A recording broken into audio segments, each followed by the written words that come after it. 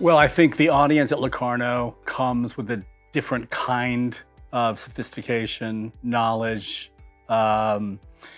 These still are classic melodramas, and so you will often find a discomfort in contemporary audiences that want to feel a superiority to the material.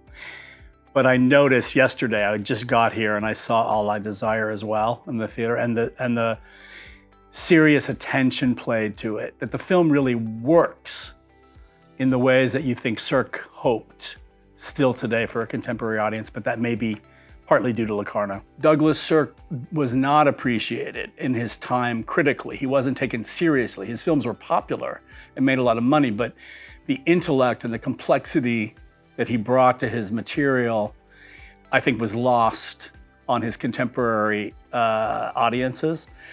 But that would change.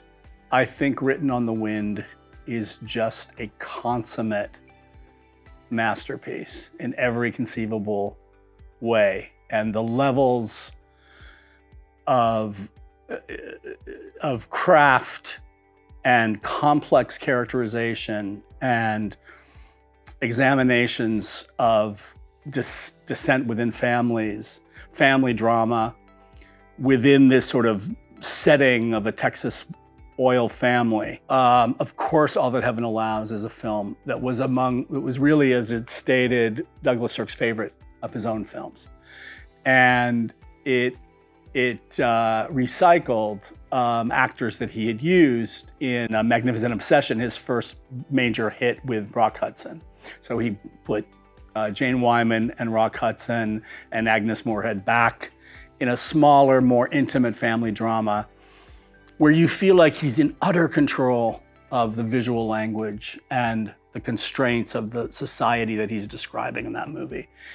And Imitation of Life, a film that just continues to astonish in its relevance, complexity, irony, pathos, pain, and criticism of American society. He had an insight into the limitations of some of his actors, like Rock Hudson. Like, he saw something absolutely genuine in the person of Rock Hudson that the camera would perceive, that there was no way of camouflaging it or hiding it. Sirk worked with this fascinating collection of actors, and I do think the depth of the Jane Wyman performances in both Magnificent Obsession and All That Heaven Allows is just heartbreaking. It's amazing. It's really so interesting to consider All I Desire and There's Always Tomorrow, the two Barbara Stanwyck black and white films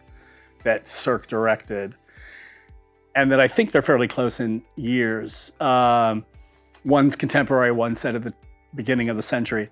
And both are about a woman coming back home or coming back to her past and reckoning with what she left behind and the sort of desires of unresolved desires that have haunted her throughout her life. Oh, I think Almodovar clearly is so indebted, to Sirk.